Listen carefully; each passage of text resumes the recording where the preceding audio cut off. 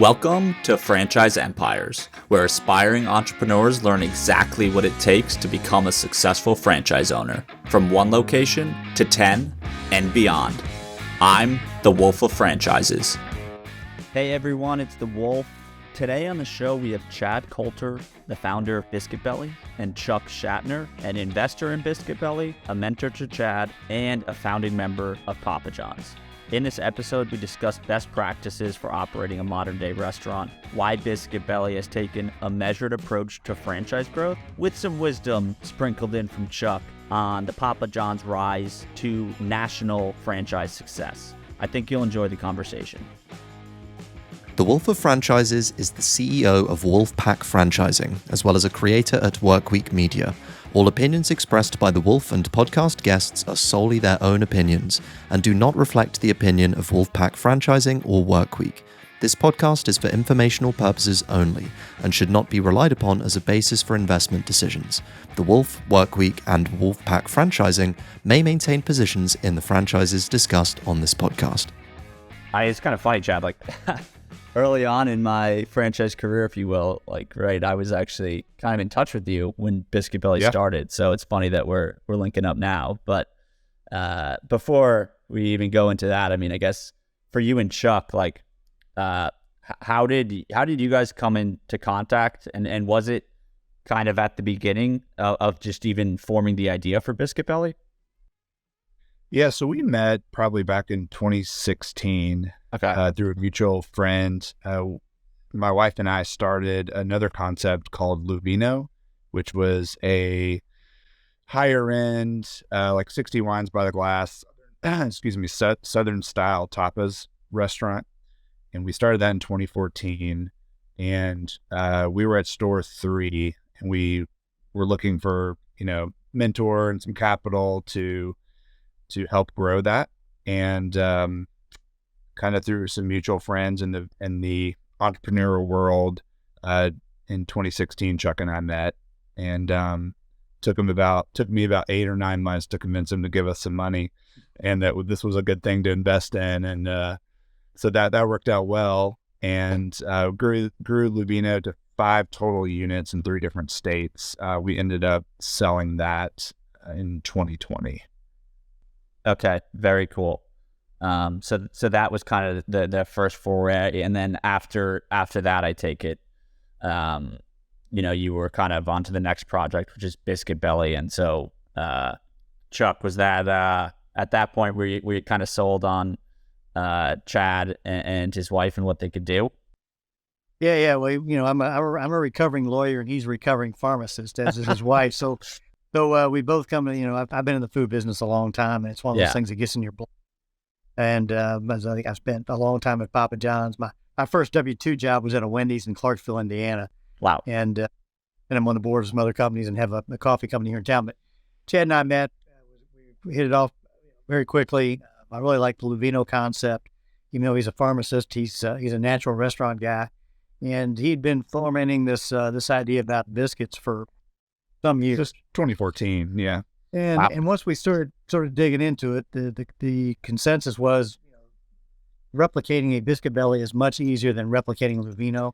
Luvino was a very chef-driven menu, and so we went to work on menu, on colors, on logo, trademark, all that, and spent about a year, I think. Yeah, we started in 2018. We didn't open the first Biscuit Belly until June of 2019.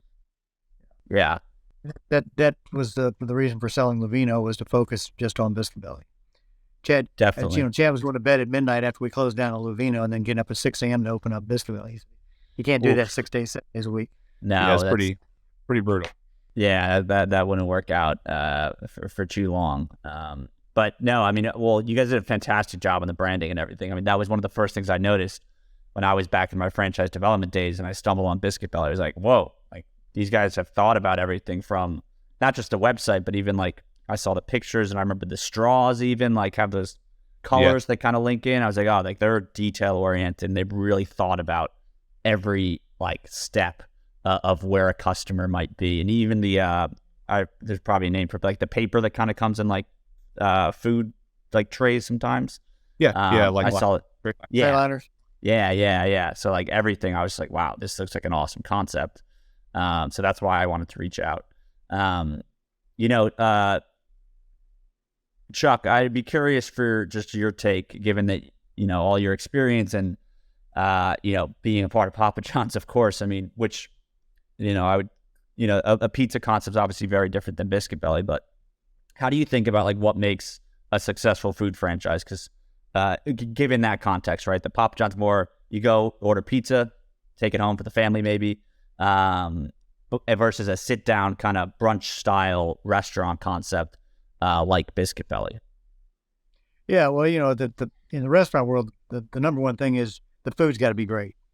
You know, at Papa John's, we really leaned on our ingredients and being very consistent and having a limited menu, and that allowed us to execute at a very high level. And because at Biscuit Belly, we have a chef-driven menu.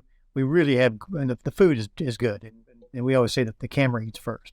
So that's number one when I look at a concept. Two, the unit economics. We this thing, you know, we pro forma it at a certain level of sales. Our first couple of stores opened well above that. You know, our food and labor costs are very attractive in this model. Although, you know, the last couple of years, food costs for everybody has been a little bit crazy, but you know, it's coming back down. And then, you know, the third thing is it something you really, you know, you got some passion around. You know, just you know, investing in something is different than actually owning it and running it. So you got to be, you know, want to be in the stores, like being in the stores, like meeting with the team. And this is a really fun concept. And I love the fact that it's, you know, 7:30 to 2 during the week, 7:30 to 3 on weekends. And, you know, in the food world, your employees, your franchisees, you know, your owners, you're always working every Thursday, Friday, Saturday, Sunday night. When all your friends are out and your kids are at the football game, your friends are going out.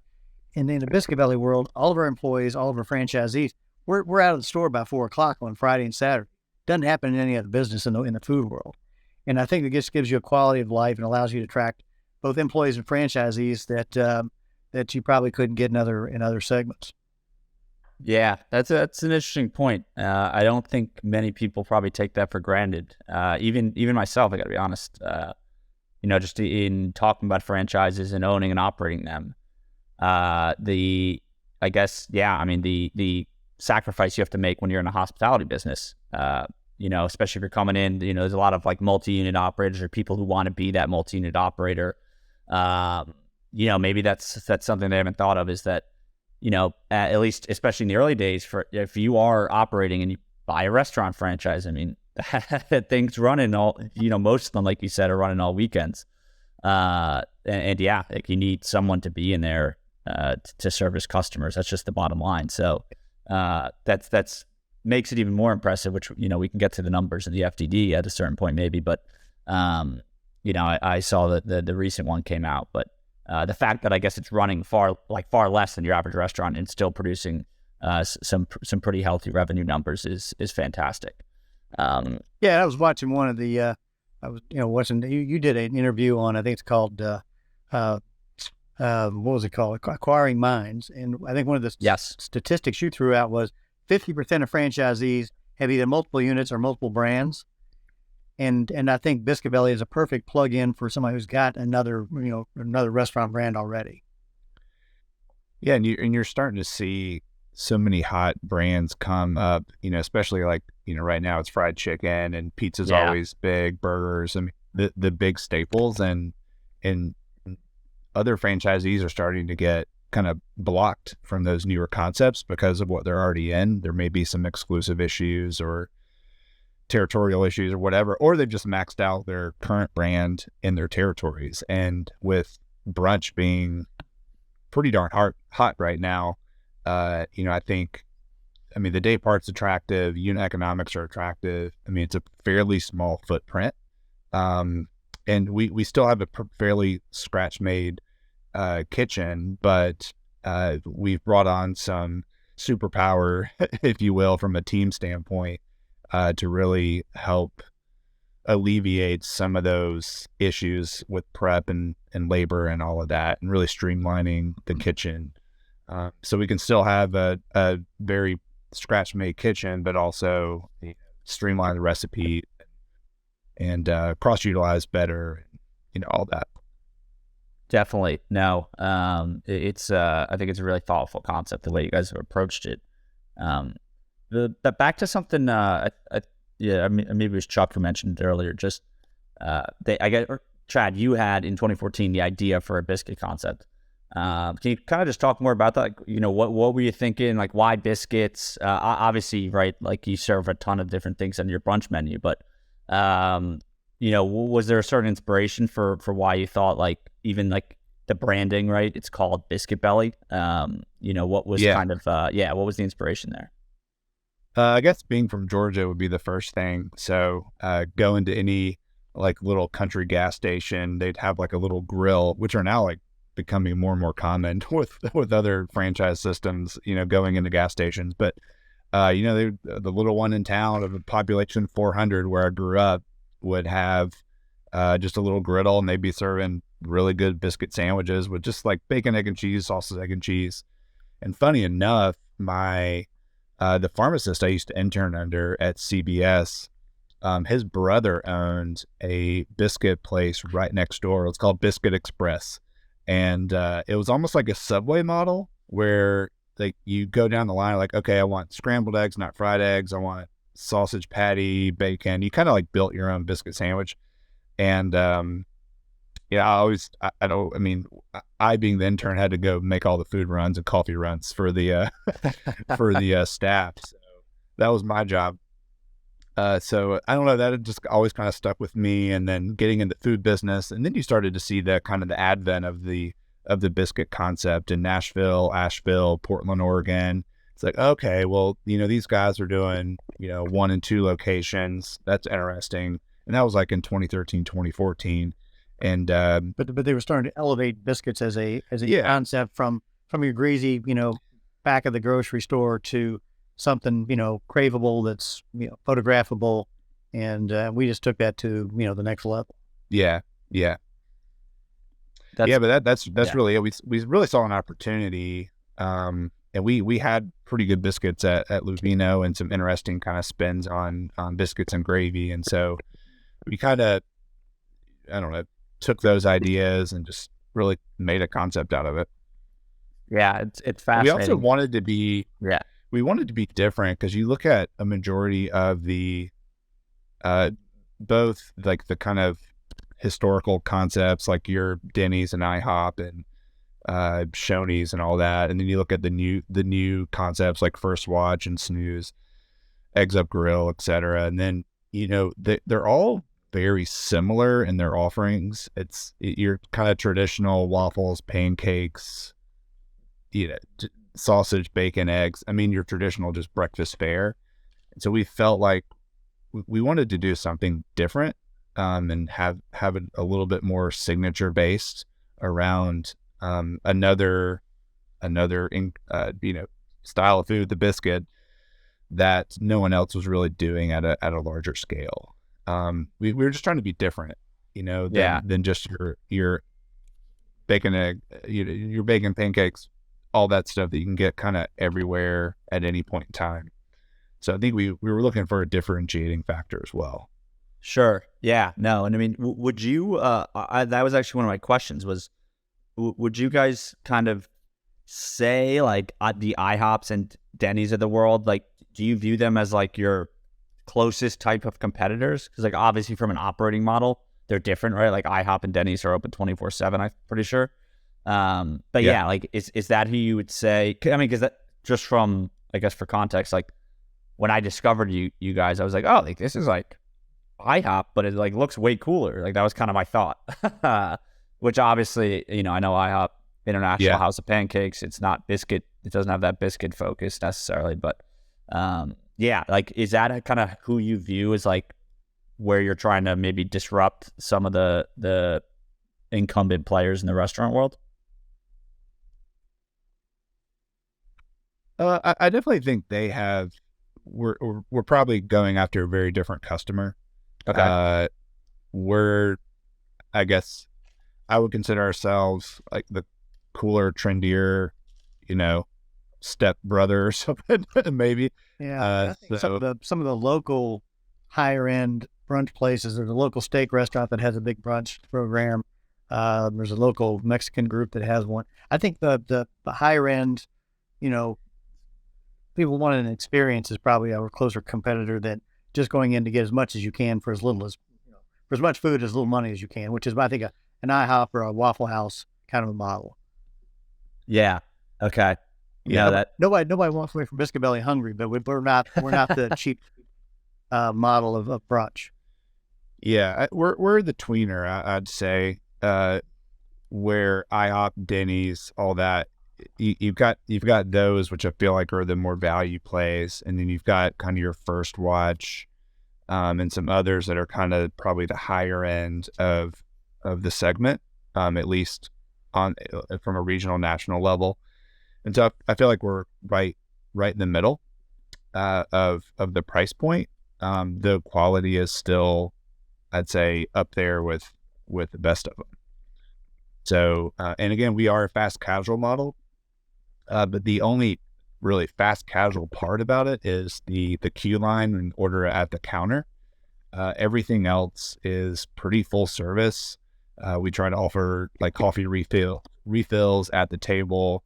We run the food and drinks. We bust the tables. We have managers touching all the tables.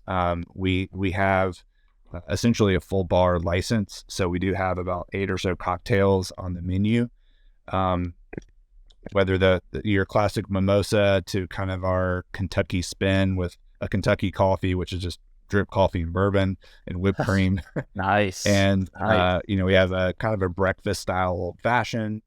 So again, I don't think maybe your Denny's, Waffle House customers are going to want that. And it's just now that you're seeing some of these other larger chains that are adding alcohol to the menu. Now, I wouldn't say we're a super boozy brunch because of the dining style. Like we don't have servers. So it's usually just kind of a one and done, but got it. Depending on the location, it's anywhere from like 3 to 8%, give or take, of the product mix. Noted. Okay. All right. Well, next time we'll do a follow-up podcast live at a Biscuit Belly, and we can. I want to try that Kentucky coffee or whatever you said. Yeah. It's one of those at the end. Yeah, exactly. So, do you guys view? Because you mentioned it a few times, like making the food and the meals very photographable, and Chuck, you said, the camera eats first, right? Is that like part of the strategy? Because like I am looking at the website, and I mean at all, like I'm hungry as hell just looking at it. So do you guys view that as like a necessity if you're operating a restaurant? Like you should really be, if you're making your meals and they're not necessarily something that's Instagrammable, right? Like, is that a missed opportunity in your guys' eyes? We actually now, with our new VP of training that we brought on, we actually have like an Instagram ready class when we're on for our expo, in which we teach, we make sure that before that plate goes out, that it's Instagrammable, so to speak. So, we definitely include that in training and, part of the operations. Yeah. And it's great. It's great publicity, right? I mean, people, everybody's on social media these days. When they're posting it, telling them, I'm at Biscuit Belly, look at this great mimosa I've got, look at this great biscuit I've got. It's just a great, it's a pre-advertising opportunity that has real legitimacy because it's coming straight from your customer. Absolutely. Yeah. As we all know, the biggest form of advertising is word of mouth. And so, and especially with social being so big, it's funny too. Like actually one of my favorite photographs that I've seen, the guy, I guess, was so hungry and it looked so good that he forgot to take a picture of it. But it was, I believe it was what we call the Love Shack, which is a open face biscuit with baked brie, honey, pralines, berry jam. And it's more of a lighter option, in the grand scheme of, I guess it's all relative on our menu, but it's one of our lighter options. But he had kind of this layer of jam still left a thin layer of jam left on the plate, and he wrote with his finger "wow" with an exclamation point and left it. So I took and posted a picture of it. So customers are creative. It's fun to, that validity is more than anything we could really pay for. Yeah. No, that's I think it's genius, honestly. And, it'd be cool it's probably tough to, you track, you don't know how many someone posted on Instagram, who knows how many people see it, but it's definitely a really good way to just get your brand out there. Yep. Yeah. Transitioning to like the franchising aspect. I mean, Chad, again, so like what I said in the beginning, right? We first spoke pretty early on in your franchising journey. And with your other concept, right? I get Lubino, you weren't, that wasn't franchised, right? That was just, you just expanded with, yeah. Okay. So I suppose, I mean, between then and now, right? What's it kind of, what's it been like effectively, right? I know you guys don't use, at least you haven't, for the most part, used like a franchise sales organization, which is where I was at. And I almost feel like it's becoming more common. I feel like, because franchising is obviously like close to it, like launching a second business. Yeah, I mean, what's just the process been like from going from running Biscuit Belly as a restaurant operator to now, you jumped into, well, let's try to get other people to open a Biscuit Belly. Yeah. For us, it was really the speed and capital that was needed to expand. We felt like we had a franchisable model with the first two. And granted, we're talking about like pre-COVID economics, obviously, which we didn't have a lot of that history, but we felt like with those first two, like, okay, I feel like we have something here. So we launched it in October of 2020, which is an interesting time to launch a franchise restaurant concept. But and we felt, and we even saw, like with Luvino, we opened a store in Fishers, Indiana, and that just being that hour and a half away was a struggle, and it was hard to maintain that good rapport with our employees. It was hard to keep a good pulse on the business. And so, you can hire the greatest manager in the world, or what you think is one, and they may not always turn out to have the best interest because they don't have ownership in the business. And so with franchising, obviously it allows groups that have ownership to be the boots on the ground, for that location or group of locations. So that was kind of our process. It was a speed thing. It was a capital thing, because there were other groups that were, we'll just go and name them, right? Like Maple Street, bought by Cracker Barrel. They have a little bit more money than us. They can run faster. And so we feel like our product is superior, service is superior, our reviews are far greater than theirs, especially at new store openings. So we felt like, okay, well, if we're gonna, I wouldn't say like catch up, but if we want to stay, in the race, so to speak, on the marathon that this is, then we probably need to run a little faster. And we felt franchising was the way to do that. So anyway, and just to kind of give the journey, we started in October 2020. In 2021, we sold, we run on 3 groups, one that has Lexington, Kentucky, and Knoxville. And so that was a 6-unit deal. We did a 4-unit deal in Alabama between Birmingham and Huntsville. And we did a 5-unit deal for kind of the bits and pieces of Atlanta. So we really did that. That was almost all referral based, of just people we knew that did introductions. We did spend a little bit of marketing money, maybe $20,000-$30,000 or so in 2021. It was a bunch of tire kickers. Never led to anything remotely substantial. Some funny stories, honestly, that we'll share on another time, with a couple screaming in the back. Kentucky coffee, yeah. Yeah, a couple screaming in the bathroom of a restaurant. They got in a fight. They drank too much and then wanted to get some dip on the way back to the hotel. So anyway, just some funny stories, but a lot of tire kickers. And then this year, and then we basically like put marketing on hold. We're like, all right, we've got, let's call it 15, 20 units that are in the pipeline. We need to make sure that these open well, because if these don't open well, like, we're toast, right? We have zero validation. So we want to make sure we put all the marketing on hold. We invested that money instead of marketing. We invested in people. We brought on a couple of experienced restaurant executives that have worked with startups before. So that's super important to get that startup person versus, person that's worked at Cracker Barrel for 20 years. And so we did that. We opened a few units. I feel like the validation is there, and they are bringing us a lot of good ideas as far as menu innovation, branding, marketing. And that's why we're looking for multi-unit operators. We're not looking to teach anyone the restaurant business right now. We don't really have the time to do that. And I don't think it's going to do us justice in the long run. Maybe in the future we can entertain that. And then, so that was 2021. 2022, we had some people here that saw the growth, wanted to invest in the parent company. We said no. And so myself, Chuck, and some of our mutual friends, my friends, his friends, we raised some money here locally, got a decent line of credit, and we decided to do a joint venture market in Chesapeake, Virginia, Norfolk, Virginia, and Raleigh, North Carolina. And so actually Chesapeake opens Friends and Family is Friday.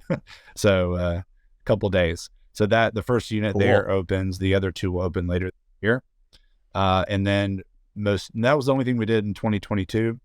2023, this year, our Alabama group actually signed up for a 6-unit deal in Charlotte. So they are actually signing one lease today and are going to probably be signing another lease in the next few weeks for Charlotte, North Carolina. And we're starting to get more inquiries, just random. We're having someone from Greenville, South Carolina come in soon. We're having a talk in Michigan. So we're trying to stay like in the general Midwest, Southeast area. We're not looking to go to like Seattle or, New York City or anything like that. Zero interest in that right now. So yeah, that's the strategy. Again, we're looking, okay, well, how do we take it to the next level? We are looking at some FSOs, obviously, and you and I have talked about that. We're looking at potentially bringing in an equity partner. Again, we're not interested in just money. Like, we want people that have done this before and can make sure, we stay on track and don't make the basic mistakes. Yep. So that's really where we are now. We started the year with 6 total units, 4 corporate, 2 franchise. We'll end the year with 12 or 13. Still more heavily weighed on the corporate JV side. Okay. And again, we feel like we've got the team and the concept is a little bit more refined, and we really want to put the pedal to the metal. Yeah, I believe it's important for us to operate stores ourselves. I think they give you a lot of credibility with franchisees. The fact we've got 4 that we own, and we're going to actually manage the JV stores. And as Chad said, we have put a lot of money into people and systems, which I think is what you have to do as a franchisor. It's expensive up front. You got to spend the money and give the franchisees the support they need. Yeah, and then I'd say I'd put our systems, people, and process against any other group that has 8 units. And that's really why we've been able to attract the people that we have thus far, is because they come, they're like, oh, wow, okay, you guys, we really like your team. We really like what we see. The food's obviously great. And again, I don't think that they would have taken that chance if it would have been a train wreck when they came to Louisville to see our operations. Yeah, no, definitely. I mean, I think it's good to hear kind of how thoughtful you guys have been about the growth and even the fact that you said, let's put future franchise marketing on hold for now and make sure we invest in our current franchisees and make them successful. I think that's a telling sign that your priorities are in the right place. It's funny, like something you said pretty early on to that response about just why you even wanted to franchise, which was that you noticed from your last endeavor that the people who worked at these locations didn't necessarily have skin in the game. Yep. And it's funny, surprisingly, I hear the opposite a lot, which is that folks are afraid of franchising because they're like, no, I want to maintain control. as I expand. And it's always confusing to me because of exactly what you said is what I agree with, where franchising is, it's like, if you do it right, I mean, you're giving people skin in the game. And so why would a restaurant manager who's a W-2 care more about a franchisee? I mean, there are like, In-N-Out Burger has managed to do it well. And I know they pay their managers very high amounts, but for the most part, right, it's pretty tough to do. So yeah, I just wanted to kind of call that out. But and you look at sorry to add to that. I mean, right in our backyard, right, we have Texas Roadhouse, who has been the segment leader in kind of that casual dining. It's really the entire casual dining, but more specifically, the steak side of things, and they have a very, they have the whole buy-in, almost owner-operator model with their GMs. Yeah, like the Chick-fil-A is the Texas Roadhouse. I mean, it's like there's a common theme there, right? Yep. And yeah, you do have to watch your people. Yeah, franchisees, they're going to go out and like try to get a cheaper product potentially or whatever. But I mean, as long as you have the people you're visiting them, and they have that accountability and trust, that goes both ways. I mean, I think they listen to you. So it's more of a healthy relationship than like, a boss and like our parent and child kind of relationship. Yeah, absolutely. And how did for your launch, right? I think I kind of glanced over it, but it's actually pretty impressive. I mean, you said you opened your store in October 2020, and especially given being more of a brunch sit down concept, I mean that of course wasn't the ideal circumstances for you to open under some of those newer locations. So was there anything that actually, if you could take away positive, right, that like maybe that did it force you to really hone in on your delivery operations or anything like that, or like how did you guys kind of game plan it, where it's like, okay, this isn't what we want the Biscuit Belly model to be, but we have to adapt because the world's telling us we have to adapt. Like what was that? What did you do? What was the war room like at Biscuit Belly during that time? Yeah, it was well put. Yeah, war room. Yeah. Situation room. I think our governor was the second one after Ohio to shut things down. So we got hit pretty early on. Yeah, I think we shut down. We had to shut down on three different occasions. It was the big one, and then I think 2 subsequent ones for a couple weeks. So it was just like this yo-yo of craziness. But we basically went from 0% takeout to 100%, obviously, and then now we still maintain about 30%, which is quite shocking, honestly. Yeah. I can carry out third parties. Wow. Okay. Yeah, I think everybody in the food business started to figure out how to get it out the door in a bag or a box and do it as best you could. And I think we did a good job. I think the fact that we're holding to 30% says we've done some things that people continue to enjoy Biscuit Belly at home. Yeah. No, that's it's interesting, like the ripple effect and that residual impact. Because right, there could have been customers during that time who their first experience of Biscuit Belly wasn't in the store. It was like, I want to take out food today, and it happened to be you, and maybe they're in a habit of that now. It's kind of funny the way things can go. Yeah, I mean, I want to ask Chuck, like long term, right? Given what you were able to do and be a part of with Papa John's in franchise systems, is there almost a tipping point? Because I got to imagine Papa John's, right? Public company, massive brand. Everyone knows it. You got Shaq, part of the kind of the, one of the faces in a way. Yeah. Is there a point where, like Chad's obviously on the earlier side of things with Biscuit Belly, but is there a point where you almost become I don't know how to put this, I guess like an order taker, right? Where like in the beginning, you're kind of trying to prove as a brand, you're trying to prove out the concept, like locally, regionally, nationally.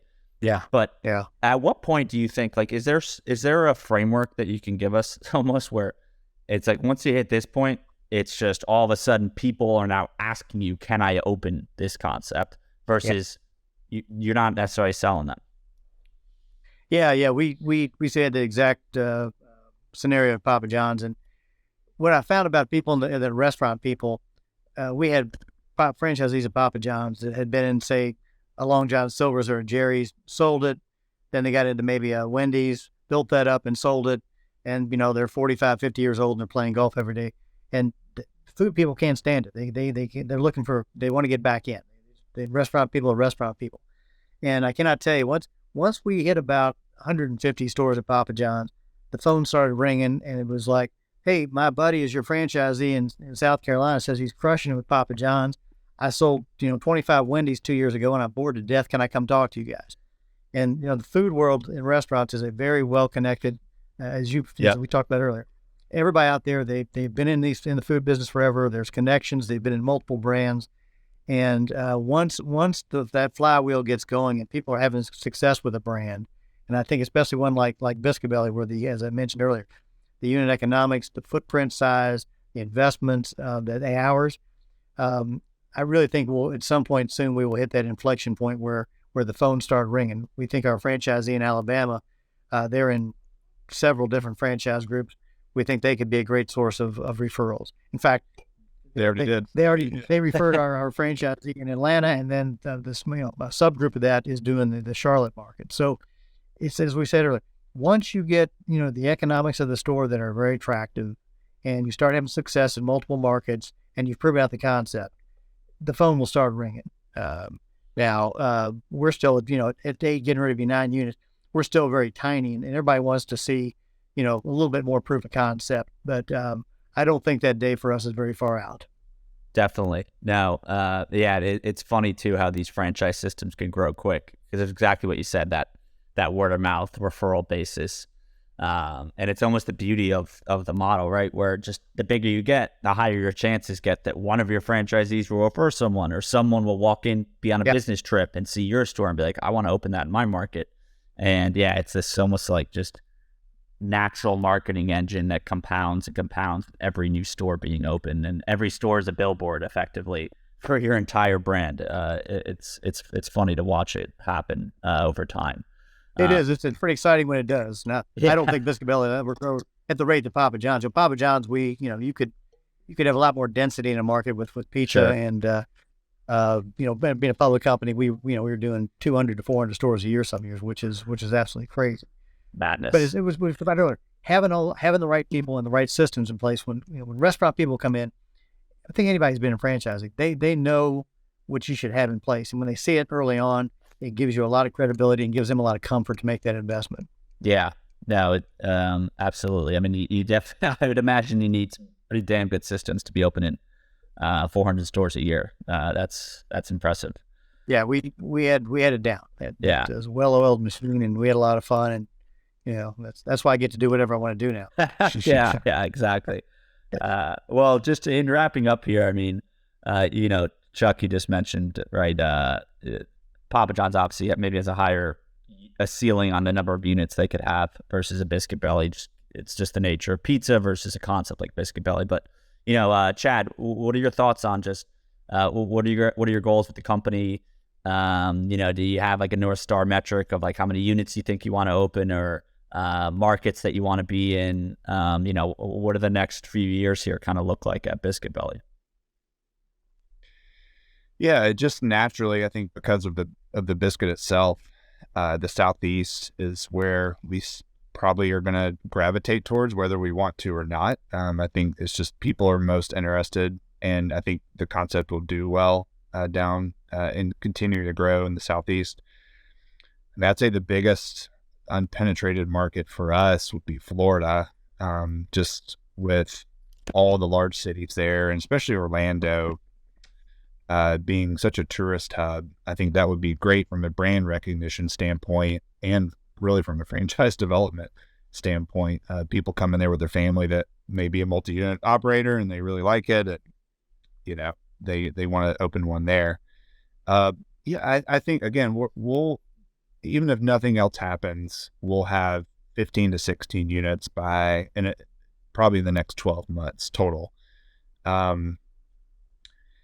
yeah, and again, I feel like we're ready to put the pedal to the metal. And we're still tweaking the concept, which I think we have to stay relevant and increase the frequency of visits and the expand people. the customer base. Yeah, expanding the customer base. We've done that here. We're going to roll some things out that we're really excited about it that we think will help grab more people in more often. Yep. Awesome. So I think the next 5 to 7 years, I mean, I think we should be looking at 50 units open and another hopefully 50 in the pipeline. So, and that's probably a little bit more organic growth. I mean, if we raise some money and get a strong FSO and actually market that we're franchising, I mean, that's the thing. All of this has pretty much been organic thus far. And so what does it look like if we really go out there and sell it? So I think that's really the big delta that is unknown at this point. And my experience has been if we focus on the numbers in the box, the numbers in the restaurant, the number of restaurants will take care of themselves. Yep, absolutely. I couldn't agree more. Sounds like exciting times ahead for the Biscuit Belly brand. So I'll be excited to watch it unfold. Chad and Chuck, this has been a fun conversation. Is there anywhere online where people who want to follow either you guys individually or the Biscuit Belly brand, is there a good spot where they can do that? Well, Chuck has no social media, so I have no social media. Smart man. Yeah.